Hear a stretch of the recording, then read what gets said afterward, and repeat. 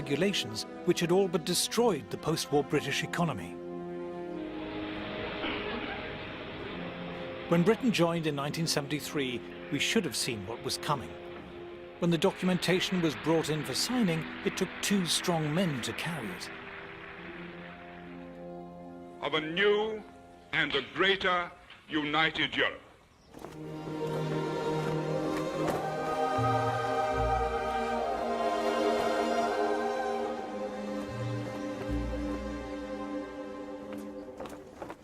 It soon became clear that the common market was so much more than a trade deal. Shiny new buildings kept appearing, the administration grew, and the price of membership kept going up as the EU assumed greater powers and demanded more money from member states. Inevitably, this burgeoning bureaucratic machine reflected the values of the university-educated people who ran it and who benefited from its generous funding. Staying in the EU is the right kind of thing because it's what civilized, sophisticated people do. If you believe in the EU, you believe in the arts and arts funding. I think there is a mindset amongst the cultural and the political elite that their role on the planet is to direct the lives of the rest of us. They think that ordinary people need to be controlled and looked after. They think the world needs to be ordered from above and that they should be the ones doing the ordering. There's a tremendous snobbery built into the whole project. The idea that you are part of the elite which should decide how the little people live their lives. These people up here, the intellectuals, are looking down on the plebs and saying, you aren't bright enough to decide the future of your country.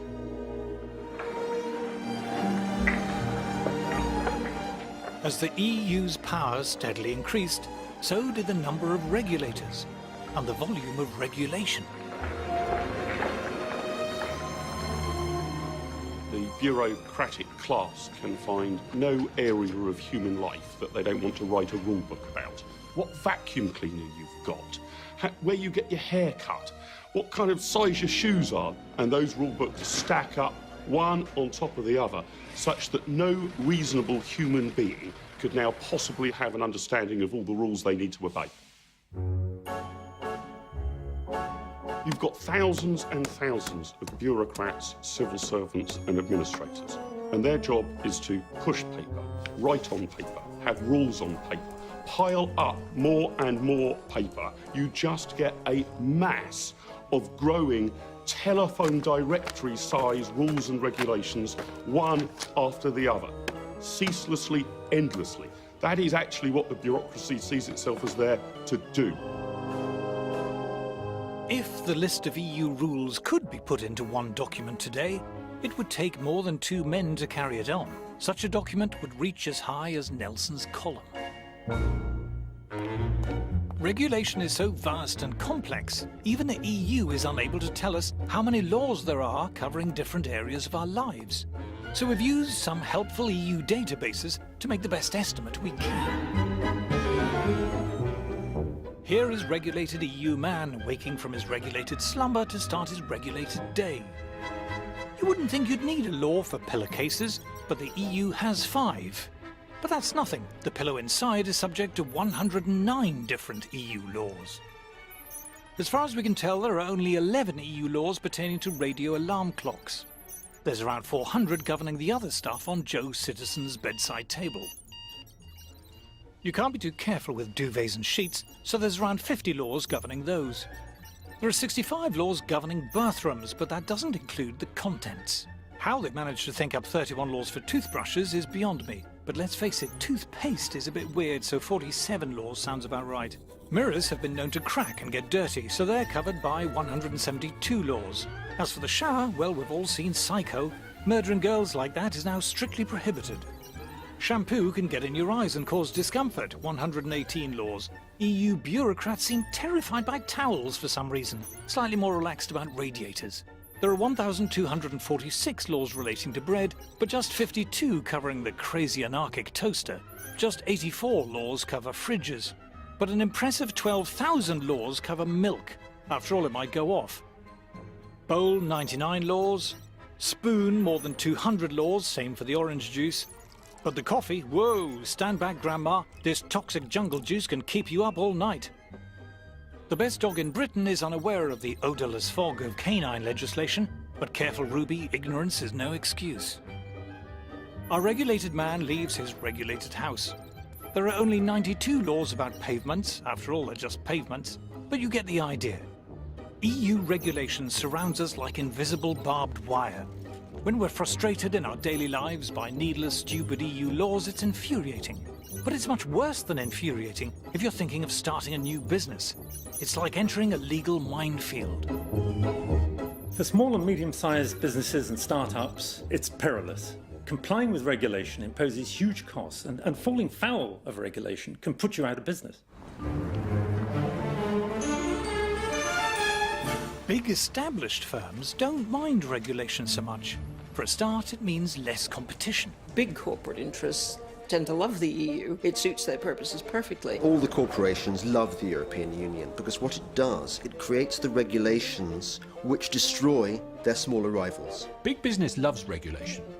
Don't forget that. Big companies can lobby in Brussels, and the amount of money they spend there is staggeringly large. One of the first things that stuns you are the number of invitations on your desk to lunch, breakfast, dinner, champagne receptions, and invariably they come from lobby groups. There are people who make their entire livelihoods out of being professional lobbyists in Brussels. This is where a lot of the lobbying goes on. So you will see the lobbyists from different companies, from NGOs. The returns they get by stifling competition and framing regulations in a way which suits them and keeps other people out is very, very striking. It used to be called a rich man's club, and that is by and large what it is.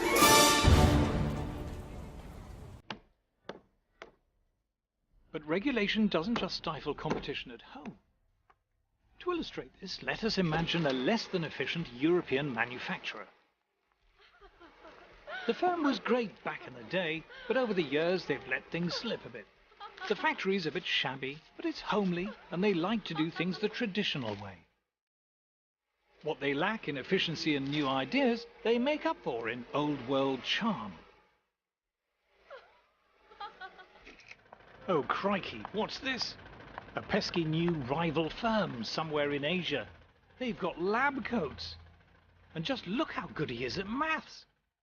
His mate too, not quite as good.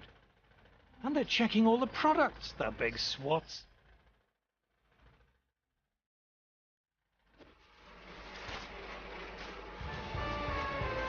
At our Euro firm, the products haven't changed much in a while. And what's the point of a fancy new machine when you can give customers the hands-on personal touch? It seems to have worked all right in the past. Oh, but look at the Asian fellas. Their umbrellas have clever sci-fi buttons to make them open. Oh, what? The buttons make them come down too. How do they even do that? Our Euro firm faces a tough choice. Do they tidy up the factory, buy some lab coats and give everyone calculators? Or do they get the next train to Brussels?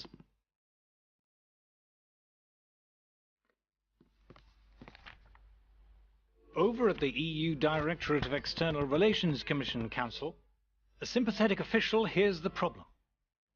These blasted Asian brollies are better and cheaper. Aha! This is just the kind of abuse the EU was set up to tackle. The official comes up with 3 brilliant solutions. 1. Tariffs. Let's slap a tax on all those fancy Oriental brollies. 2. Quotas. Let's limit the number of Asian brollies coming in. 3. Complex and cleverly drafted regulations, saying you have to wear braces and eat spaghetti to make brollies. With protectionism, you are basically trying to protect industries that otherwise wouldn't do very well in a competitive environment. Otherwise, you wouldn't bother to protect them. You only create a trade barrier because somebody else has got a better, cheaper product. Otherwise, why would you create a barrier? What we have here is something that portrays itself as a free trade area, but is actually erecting barriers and walls to the rest of the world.